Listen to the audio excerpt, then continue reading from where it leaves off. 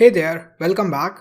Now in this lecture, let us do the two remaining tasks, which is auto-generate token for every registered user at the time of registering itself. And the second one is send auth token when we are sending this data, sending this response. So the first thing is just jump onto the documentation part. You will get a lot of information. The first one is that how to generate token if we want to. So we can just access this token or it will automatically generate. So if we are passing this, if a user already have a token, it will return it. Otherwise, it will create it. So this is the first part that is going to help us. The second thing is they have this functionality that we want. So by using signals, so if we automatically want to generate token for every user, we can utilize this code. It's simple. So let me just copy this one, and it is recommended to utilize them in models.py. So what I'm going to do is in my models.py, I'm going to define them. As we register a new user, this will be called. So that means we are auto-generating token for each single user. The next thing is we need to return it.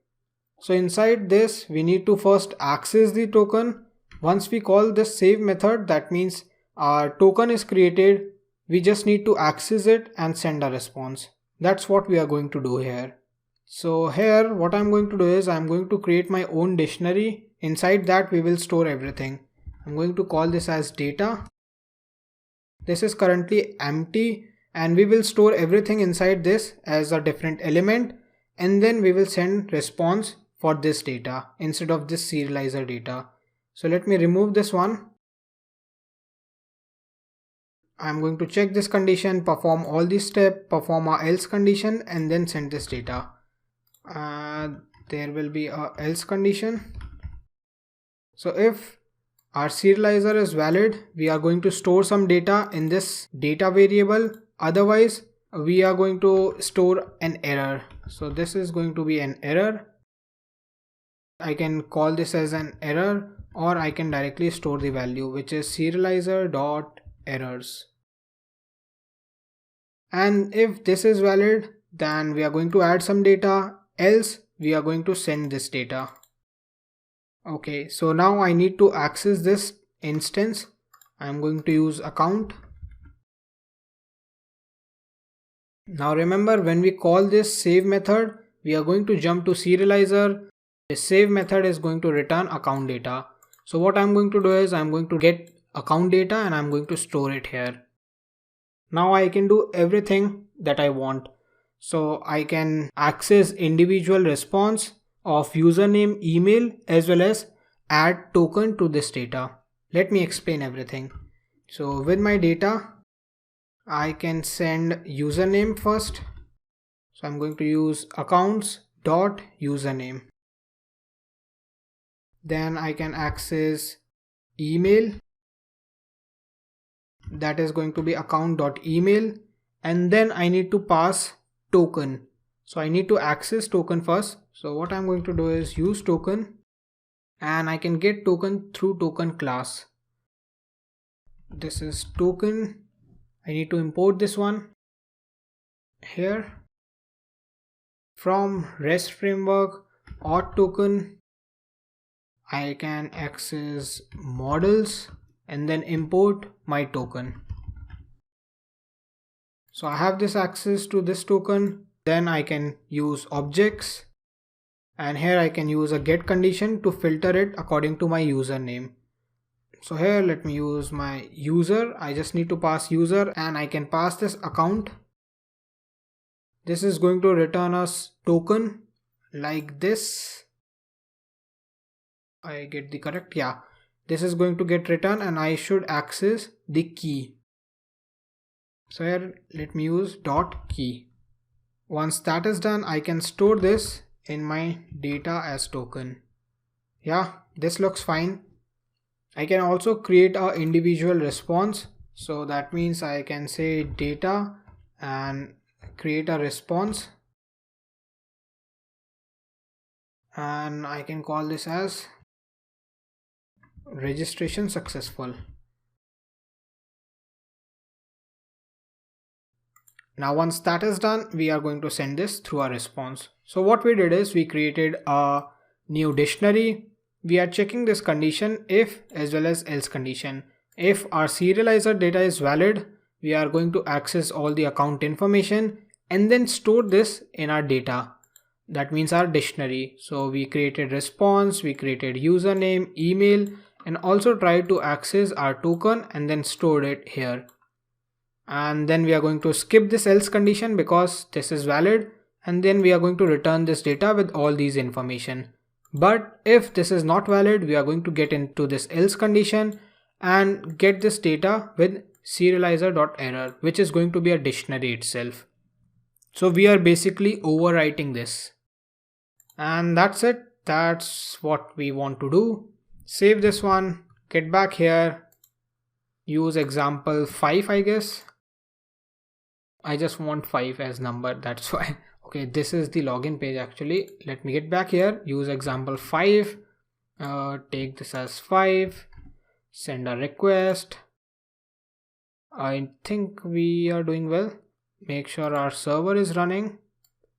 Okay, I missed the spelling again. Scroll up, use auth token. Save this, get back, send a request. Let me interrupt this. Yeah, this is working fine now. Send the request. We got a new error. Token matching query does not exist.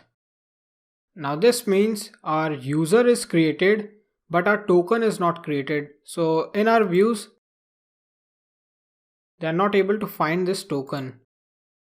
If I jump onto my browser, refresh this one. So you can see for example 5, user example 5 token is not created. If I jump here, so this example 5 user is created, but the token, that automatic token is not created. Let me just jump back here and check out this models.py. Let me try to interrupt this for once. Restart my server. Try to create a new user. Use 6. Send a request. I still get this same error. That means my token is not creating automatically. The other part is working fine. So this token is not created, but my user 6 is created. Now to solve this error, what we can do is, instead of using this in models.py, the reason is we are not importing models anywhere. So we are not even calling this model.py, and because of this method is not working. So either I can copy this one and I can import it somewhere at the top of my view. Otherwise, we are not even calling this model. If we are not calling this model, we are not going to utilize, we are not going to create our access token. So all I can do is I can either import my model somewhere, maybe here. So from user app, I can directly import my models. So every time we load our views.py, it is also going to call this models.py. I hope you got the idea, because we are not importing this, so this code is not even working. This code is not even called by us through our program. Now this is done. Let me try to run this again, maybe with user 7. Let me send a request, and this time we got a response.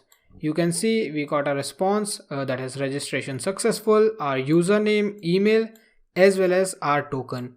Now if I jump back here and if I refresh my token, you can see this is for example 7. So either we can use the other method, which is to use token.objects get or create. So we can use this method here. So every time a registration call will be done inside our views, we can just directly create a token and then store it here. This can be done, and this is pretty much possible. So either we can use this part, which is also defined by Django itself. So either we can use this part, or we can create it here in our views.py. Now this was pretty important for you to understand that if you are storing these type of signal code, not just for authentication token, but in future also, make sure to import this file, or make sure to add this code in file where you are going to call that file. So this was a simple example. I hope you got the idea. Now the next thing you need to understand is this part. I hope you got the idea that we store everything, access our token and then return it. We can also utilize this method on our website. So if you jump here, we can also utilize get or create. So if a new user is passed, we are going to create it, otherwise we will access it. So this was the whole process regarding registration. Now once this registration is done, our user has this token. So they can just log in, access, create all the permissions that we have provided to them. And regarding the logout condition, either we can just stop using this token, it will be considered as logout. So if you see, if I am not using this token, if I send a request, this is a logout, this is logout condition itself. But what we can do is we can delete this token. So if someone submit a request to logout, like currently we have login, if we have a logout link, if someone send a request, we should delete this token entirely. Now if they need to regenerate this token, they have to log in. So this is something important that we are going to discuss in next lecture. I hope this lecture was helpful and I hope you understand the important part of registration. Make sure you understand the serializer, the views as well as the URL. Thank you for following and I see you guys in the next one.